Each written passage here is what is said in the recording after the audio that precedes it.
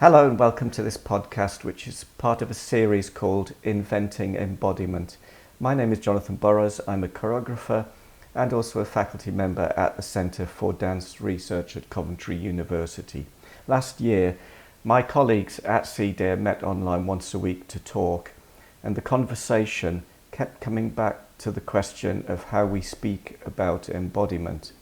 This podcast aims to capture some of the research I was fortunate to hear then. My guest this morning is Eline Kieft, who was until recently a dance scholar at CDARE and now runs her own online consultancy. Welcome, Eline.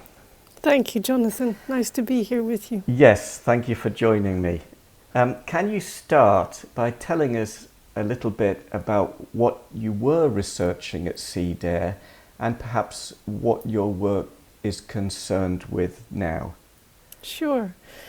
So my work has been at the cross-section of medical anthropology and dance experience and dance practice. And medical anthropology is a way of looking at health and well-being and coping with illness and disease in times when the body is not well. And I've always looked at dance as a way to facilitate health and well-being. So my work at CDARE looked at the intersection of those two, how we can use dance as a resource to stay well and to navigate times when we aren't. And then in addition to that, from an anthropological perspective, looking at other healthcare systems, there is often a dimension of art and a dimension of spirituality that influences how people view health and well-being. So that's the added strand to my work is spirituality and soulfulness. How can we nurture that part of our body being in the direction of staying well? And you mentioned an anthropological aspect to what you've been looking at and thinking about and writing about. Did you come from a background studying in anthropology, or what was it that you studied to arrive at these perspectives? Yes, so my personal trajectory was that I became a dancer first. Then I started studying anthropology, became a medical anthropologist, and I worked in social science research for about 10 years before I did my PhD in dance. So health and well-being has really been my academic focus. And then I came back to dance to reintegrate that interest and passion really into that strand of health and well-being. And in what ways is the concept of embodiment important to this area of research and practice or not?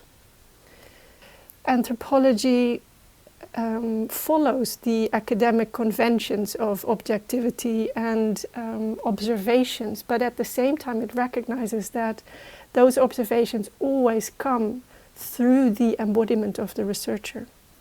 So as part of my work at CDARE, I developed a somatics toolkit for ethnographers to really elucidate that the whole research process actually takes place within the body of the researcher as a site. So when we do literature research, whether we go out in the field to do observations, whether we are participating in a ritual somewhere or an event, and then also when we take back the data back to our desks and we are dancing with the data to make sense of it, it's all part of the researcher's body. It filters through this. So the more we are aware of what's happening inside our researcher's body, in a way the cleaner our research outputs can be. And when you say that you developed a somatic toolkit, could you give an example or a few examples of the kind of practices that you shared with people who were working from an anthropological perspective? Yes, it touches on the nuts and bolts of the research cycle. So like I already mentioned, literature review and analysis, for example, data gathering in the middle. So how do we position our bodies in relation to our literature in relation and in the presence of our research participants, in interviews and in shared activities. And then in the analysis as well, how does what the people shared with us and what we observed in the field, how does that come home to our body? So the Somatics Toolkit offers different practices to unpack these different phases of the research. And what would be an example of a particular practice that would help towards that, a somatic practice? That's an interesting question, because I didn't design the practice from a somatic approach, if you like. So basically I started with the research, then brought it to the body, and then saw what can be useful to explore here. So for example, with analysis, there might be different polarities in your data. So you might work with younger people and older people. You might work with historic data and contemporary data. For example, these are two different polarities within one research. So for example, you could in a way constellate, like even putting a piece of paper on the floor representing the younger people and representing the older people, or representing the historic versus the contemporary, and then move towards that piece of paper with your body, and let not that piece of paper, but let that segment of your research inform your body.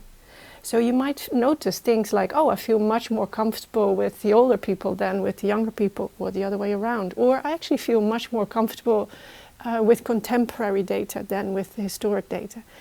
And this is a really kind of simplified way of explaining this, but you will be surprised how much your body will tell you about things that you were unconscious before, but which color your perception of your data or of the groups of people you work with. And when you say your research has also focused on questions of the spiritual within dance and movement practice, what for you is the connection between embodiment and spiritual awareness? That's a big question, but what would be the first thought that you would have in response to that? So for me, everything is related to spirituality. And it doesn't mean you have to believe in anything, but for me, being home in a body, it is so indivisibly connected with having a spirit or having a soul, or being a soul, perhaps better. So that sense of how can we honor and recognize that invisible, intangible part that we can't touch, can't touch, can't see, but is so much infusing our physical experience. For me, they're inseparable. There has been a tendency, particularly within contemporary dance, to diligently avoid questions of the spiritual. Is that something that you've been aware of? Is that something that you've been trying to work with? And do you think that might be changing? Yeah, my experience is not so much with the performative arts. For me, dance has always been a very personal resource, and I believe everyone is a dancer. You know, you don't have to have a training to be a dancer. It is about moving your body consciously. So you can walk the stairs and it can become a dance. You can sit down on a chair and let that be a dance. So for me, it's really about the phenomenological experience of being in a body. And then whatever that body experiences in each moment, to let that become a dance. And so it's not so much about the expression of spirituality as such, or as an expression of a belief or a faith, but it is that sense of the invitation of wholeness, of other dimensions to being human, if that makes sense. Yes, and that feels like a good place to pause. So thank you so much, Eline, for sharing these thoughts with us today. You're very welcome. Thank you. Thank you.